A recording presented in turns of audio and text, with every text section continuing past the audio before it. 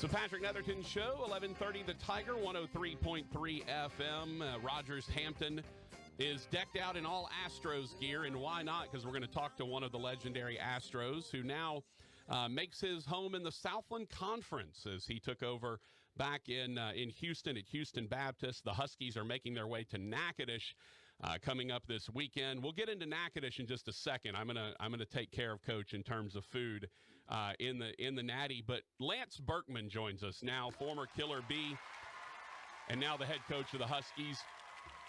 Coach, first of all, just kind of give us some idea, how are things going? First year, as the head coach at HBU, you're right near the top of the league. I mean, this is obviously a very interesting league this year, but kind of give us an idea of how it's been in your first year.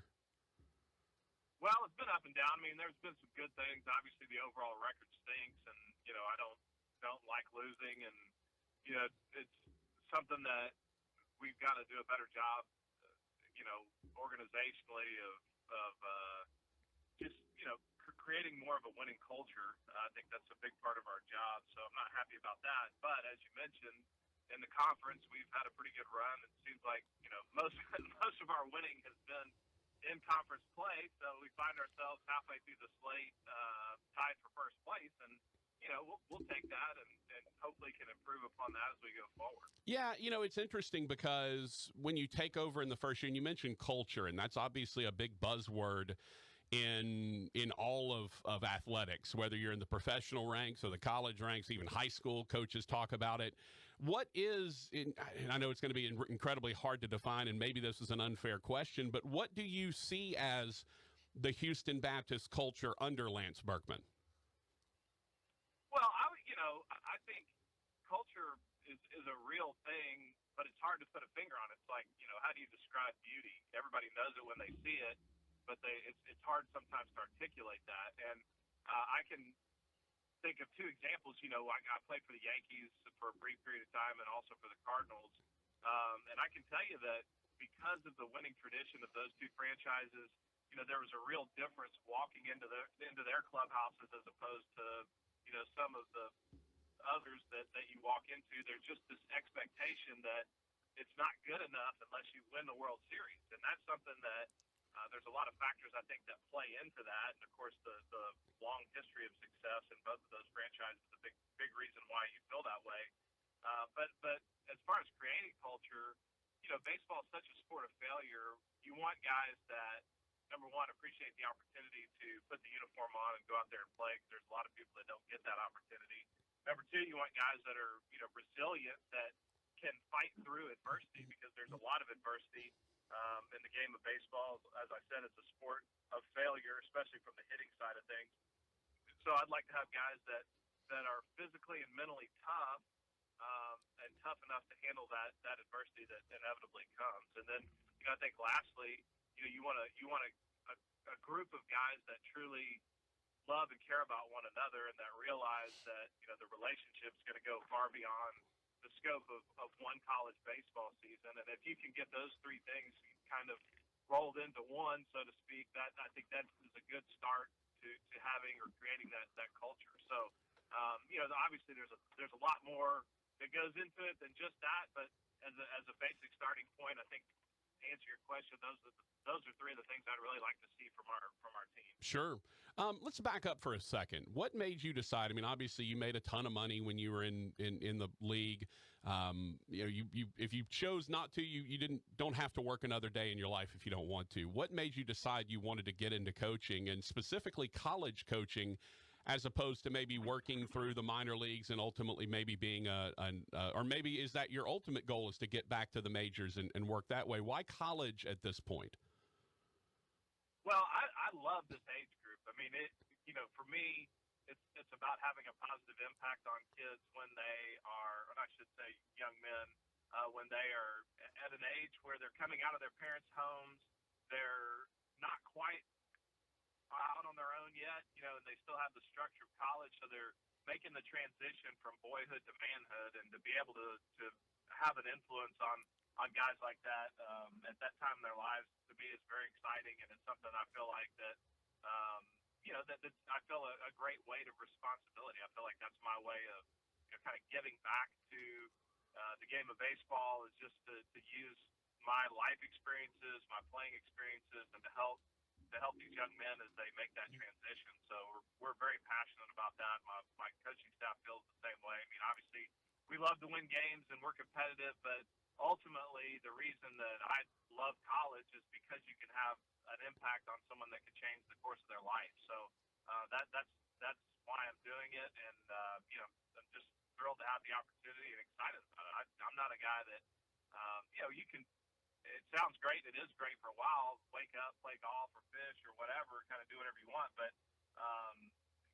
everybody needs purpose. I like working. I like having a job, and so those are really the main reasons I'm doing it at this level. And it's been a blast. I'm really enjoying it. And I've got to imagine being obviously you're not a Houston native, but you've spent most of your life now in Houston. You've now coached in Houston. I imagine that the Houston Baptist job was just perfect, right? I mean, that's got to be the perfect place for you at this point. Oh, no question about it. I mean, there's so many great things about the university. We're very, very much aligned in terms of our spiritual outlook. It's a place, because it's a private Christian school, I don't have to shy away from Christian beliefs and teaching and coaching through that lens. Which is great for me. It's also a place where you can kind of carve your own legacy. I mean, it's not.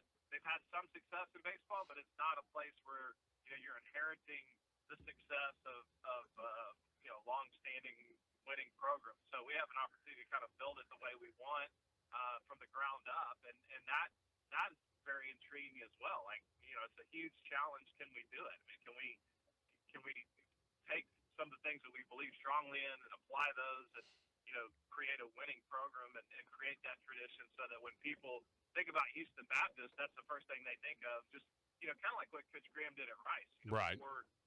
Before Rice was Rice, I mean, we hadn't won jack squat, and Coach came in and really put Rice on the map with a winning baseball program. So I'm hoping to do the same thing at HBU, and it's a great opportunity. Well, there's another Baptist university in a Texas town that's doing, I think, what you want to do, Dallas Baptist. Right? I mean, that's a program that went from nothing. I think they were D2 maybe, and now they're top 25. So, I mean, it can be done. Oh, for sure. Coach Heathner has done an amazing job, and I've actually spent a lot of time with him. I say a lot. I mean, I've been around him, several different times, and just really respect what he does and tried to learn from him, pick his brain, hey, how did you guys go about this? And so, yeah, you're right. I mean, there's a great example and really kind of our model as far as what we could grow it into if we do a good job. I will tell you this. There is one accomplishment that Houston Baptist had that I'm not sure is – I mean, it can be replicated, but I'm not sure it really could be. They won the conference tournament one year, 4 games in a row, and never went to the bullpen. 4 complete games. Yeah. We all of us in the league were like, that's the most insane thing we've ever heard, especially in collegiate baseball. To have 4 CGs in a row to win the conference tournament, that's completely insane. Oh, for sure. I mean, and that's to me the beautiful thing about baseball is something like that can always happen. And so no matter how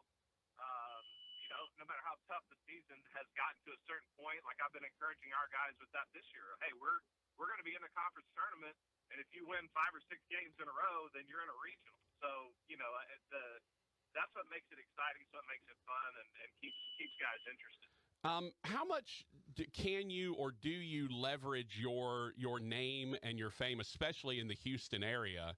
I mean, obviously, it's a tool at your disposal to go into a high school or a junior college in that area. And look, Houston's one of the biggest towns in the entire nation. How are you able to kind of leverage that and use that as a tool in your pocket to go get a kid and maybe bring someone in that's trying to decide between you or someone else? Yeah, I think what it does is, right or wrong, people look at your playing experience and it kind of lends some legitimacy to the program. So, it's not like – because keep in mind, a lot of these kids that I'm recruiting, they were barely alive when I was still playing. True, so, true. It's more the parents that remember, kind of the heyday of the Killer Bees or whatever, and all of that. But what it does do is it gets us in the door. And so I think, that's all I ask is an opportunity to sit down with a young man and his parents and just have an opportunity to kind of sell our vision. And I think having a name that's recognized and with some credibility baseball-wise attached to it is a big benefit just to get us in that front door. Because I think, before one of the struggles, and it's not just at Houston Baptist, I think the Southland in general is considered to be kind of a JUCO-heavy league. And what I mean by that is the recruiting philosophy with a lot of the schools is, hey, let's recruit primarily guys out of JUCO because it's tough to get kids that are coming out of high school, to buy into sort of a mid-major program or conference. And so it's like everybody's looking to go to the Power 5, the SEC, when they're coming out of high school, but then by the time they're out of junior college, they realize, hey, man, we just need a place to play. So we've tried to flip that a little bit and recruit mainly high school kids, and it does help to be able to talk to the parents and to the kids about, hey, look, I mean, we have professional playing experience. All these guys think they're going to play in the big league, so I've been there.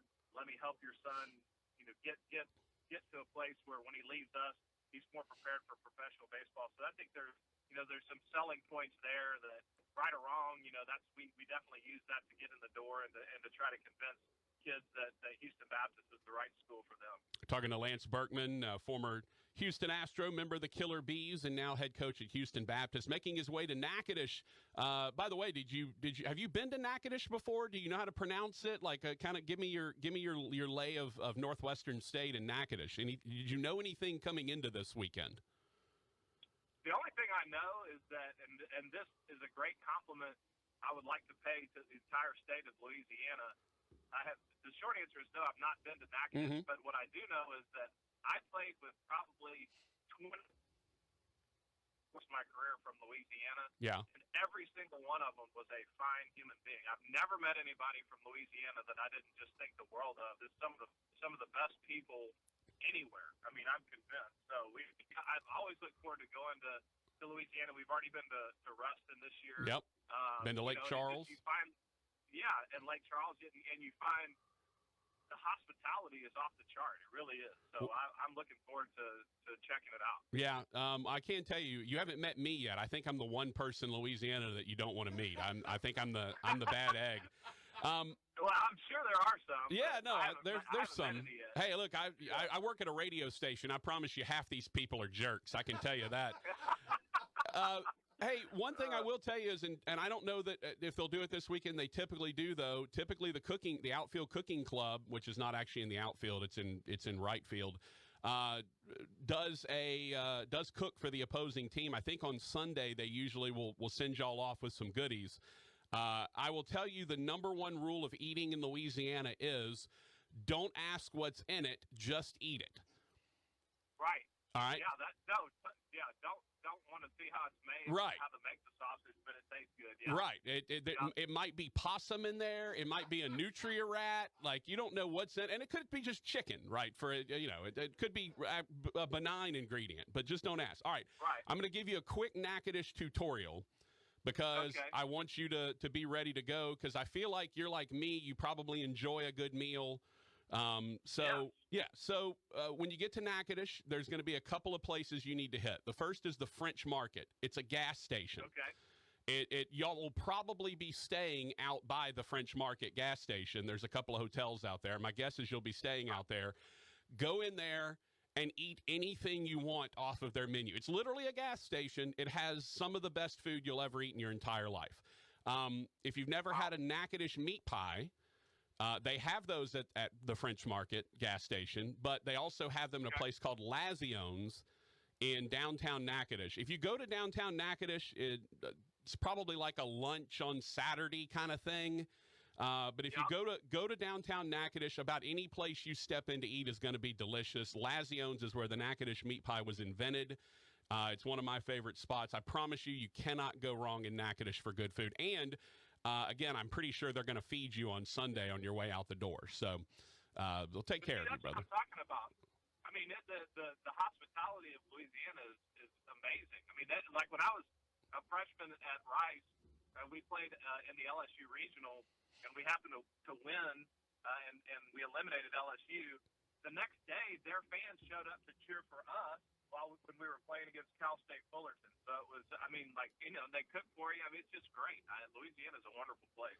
Yeah, it's pretty incredible. So again, you'll probably be staying out by the interstate. So hit French Market Express. Just walk in there. They're open late.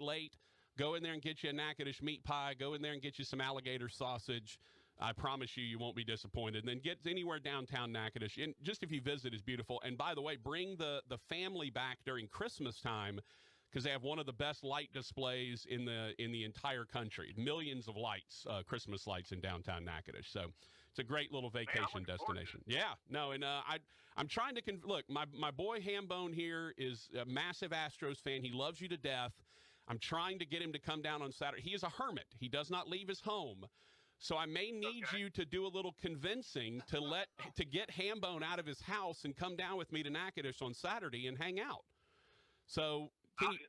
What, Hambone? Yeah, that's Rogers. It's Rogers Hampton, but we call him Hambone. That's his nickname. I was going to say, I'm assuming that's a nickname, not a given name. Although you can never tell. But no, I would like to personally invite Hambone to come out, and I'd like to meet you. So I don't know if I can get him out of there, but I mean, Rogers? What more do you need in life? Lance Berkman just personally invited you to the I game. should have known you were going to do something like that to me. No, Lance, we have been talking about it this week, Coach, and he set up the scenario where it's a perfect first pitch. It's supposed to be great weather all day Saturday. So right now, unless something changes, we are planning to come down, and I am looking so forward to meeting you, Coach.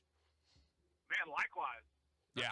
That's tremendous. And like I said, I moved 2 years old. I lived in Houston in 1966. And so for all the 60s and the 70s, I went to school in H-Town, moved back to Shreveport in the 80s, but have always gone back to Houston for family and friends ever since then. So H-Town is my love. It's my big city. And you and the Killer Bees and that World Series that y'all got to in 04, I just want to thank you for it and just let you know how much pleasure you gave a fan base that, struggled a lot of years, but y'all were one of the most successful eras, and just thank you, Lance. Oh, man, I appreciate you saying that. That was quite an exciting time for the players, too. It was amazing. The people that were here understand, how the city got behind the team, and for a player, that's, it doesn't get any better than that. So no, absolutely not. No, Rogers is a fan of Houston, of the Astros, and the Saints. So you can only imagine the struggles that man had to go through in the 70s and 80s before he finally found some success in the 2000s. Right. Yeah, it's been a journey. How much sweeter is it? Oh, yeah. It's unbelievably sweet. Yeah, absolutely. Coach, thank you so much for taking some time. Good luck tonight against Lamar, and then I'm a drag Hambone down there on Saturday. We're gonna come over and say hello to you. Thank you, brother. Much appreciated. Awesome. Yeah, look forward to it. See you guys. All right, Lance Berkman, head coach of the Houston Baptist Husky and former member of the Killer Bees.